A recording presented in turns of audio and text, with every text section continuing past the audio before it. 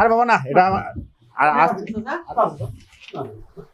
যেমন জহুরিয়া শরীফ থেকে একটা টিচার আসছে, ওই যে আপনার ইয়ে থেকে ঘাটের বাহাগলি ঘাট থেকে একটা টিচার আছে। মানে পরীক্ষা নেওয়ার নিয়মটা হয়েছে কি, এখানে আমার স্কুলের শিক্ষক থাকবেই, আর বাইরে থেকে আমাকে এক্সটার্নাল নিয়ে আসতে হবে। কিন্তু এক্সটার্নালটা আনতে হবে ওই স্কুল থেকে যে স্কুলের শিক্ষার্থীরা এখানে পরীক্ষা দিচ্ছে না। যেমন এখানে হাই স্কুল পরীক্ষা দেয়, ওই যে ভ্যারভেরি হাজিরহাট পরীক্ষা দেয়, কালকিয়াপুর পরীক্ষা দেয়, এই খালেদা জিয়া পরীক্ষা দেয়, এদের শিক্ষক আমরা নিতে পারবো না। আসছেন যেহেতু এই ছবি টবি তুলেন না, এগুলো জিনিস তো শাকিলও দেখাইছি আমি। এই যে বিজিপিএস থেকে প্রশ্ন আনছি, তারপরে এই যে ডিসি অফিস থেকে মিটিংয়ে যোগদান, ওখানে একটা টাকা নেয় ওরা। তারপরে ট্রেজারি থেকে যেদিন প্রশ্নপত্র আনছি সেদিন একটা খরচ গেছে। তারপরে শিক্ষা বোর্ড থেকে পরীক্ষার উপকরণ মালামাল নিয়ে আসি, সেদিন একটা খরচ গেছে। এই যে উত্তরপত্রের সেরা অংশ এই পরীক্ষার পরপরে যে আমরা ডাকযোগে পাঠাই, সেখানে একটা খরচ গেছে প্রতি পরীক্ষায়। তারপরে যে প্রবেশপত্র ডাউনলোড করা একটা খরচ গেছে।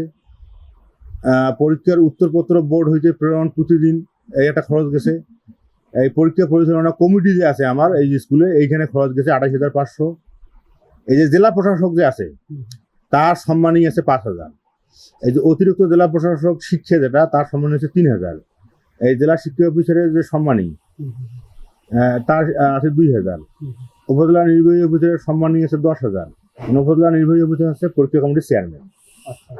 এগুলা আমার পরীক্ষা যত আয় হয়েছে, এই যে আমি যে নিজে এই যে কেন্দ্র সচিব, আমার সম্মানী কিন্তু 4,000। টোটাল আমার এই যে ছাত্র যতগুলো আমার এই কেন্দ্রে স্কুলে পরীক্ষার্থী হচ্ছে এই 517 জন। এই 517 জনের এই টাকাটা আসছে খরচ টাকার থেকে, এইটা আমার সম্পূর্ণ আয় ব্যয় সমান থাকতে হবে। হ্যাঁ, আয় যেটা হইবে ব্যয়ও সেটা হইবে। এটা পরীক্ষা কমিটির চেয়ারম্যান আছে না আমাদের ইউনো স্যার, ওই ইউনো স্যারে এটা বাজারটা করে দেয়। জিলা তোমরা আইলে আমার ভাই ভাতিজা, এখন ছোট ভাই এটা ভাতিজা, কি অভিযোগ আছে সেটা আসি আমাকে কইবেন তোমরা। আরে বাবা না এটা বাবা মুই তো সব